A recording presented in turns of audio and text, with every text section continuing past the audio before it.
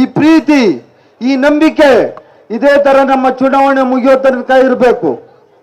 ಕಾಂಗ್ರೆಸ್ ಪಕ್ಷ ಈ ದೇಶದ ಜನಗಳ ಪಕ್ಷ, ಕಾಂಗ್ರೆಸ್ ಪಕ್ಷ ಬಡವರ ಪಕ್ಷ.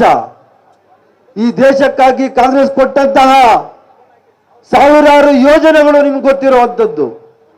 ಬರೀ ಬೂಟಾಟಿಕೆ ಮಾಡ್ಕೊಂಡು, ನಾಟಕ ಮಾಡ್ಕೊಂಡು, ಜಾತಿ ಜನಾಂಗಗಳ ಮಧ್ಯದಲ್ಲಿ ತಂದಿಟ್ಟು ರಾಜಕಾರಣ ಮಾಡ್ತಾ ಇರುವಂತಹ ದುಷ್ಟ ಪಕ್ಷ ಬಿಜೆಪಿ ಪಕ್ಷ.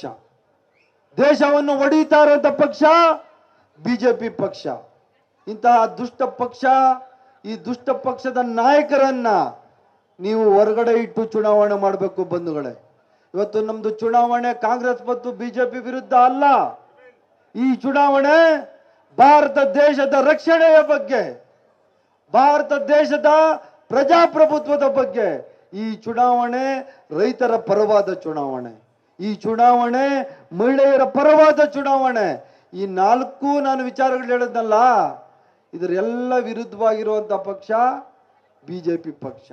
ನೀವೇನಾದ್ರೂ ಈ ಸರ್ತಿ ನೀವೇನಾದ್ರೂ ಸ್ವಲ್ಪ ಯಾಮಾರಿ ಈ ಬಿಜೆಪಿ ಪಕ್ಷಕ್ಕೆ ಮತ್ತೊಂದ್ಸರಿ ಅವಕಾಶ ಮಾಡಿ ಕೊಟ್ರೆ ಇಡೀ ದೇಶ ನಾಶ ಆಗೋಗ್ತದೆ. ನಮ್ಮ ದೇಶನೂ ಅಫ್ಘಾನಿಸ್ತಾನನೋ ಇನ್ನೊಂದು ಯಾವುದೋ ಈ ಕೆಲವೆಲ್ಲ ಜಗಳ ಆಡುವಂಥ ದೇಶಗಳಿರ್ತಾವಲ್ಲ, ಅಂಥ ದೇಶಗಳಿಗೆ ಹಾಕ್ಬಿಡ್ತಾರೆ ನಮ್ಮ ದೇಶನೂ. ಆದ್ರಿಂದ ನಾನು ಕಳಕಳಿಯಾಗಿ ತಮ್ಮಲ್ಲಿ ಮನವಿ ಮಾಡ್ತಾ ಇದ್ದೇನೆ. ಕಾಂಗ್ರೆಸ್ ಪಕ್ಷದ ಸ್ನೇಹಿತರು ಬಹಳಷ್ಟು ಜನ ಇದ್ದೀರಿ, ಆದರೆ ಒಂದೇ ಒಂದು ನಮ್ಮ ಸಮಸ್ಯೆ ಅಂದರೆ ಈ ಬಿಜೆಪಿ ಅವ್ರ ಥರ ಮನೆ ಮನೆಗೆ ಹೋಗಿ ನಾವು ಚುನಾವಣಾ ಪ್ರಚಾರ ಮಾಡೋದಿಲ್ಲ.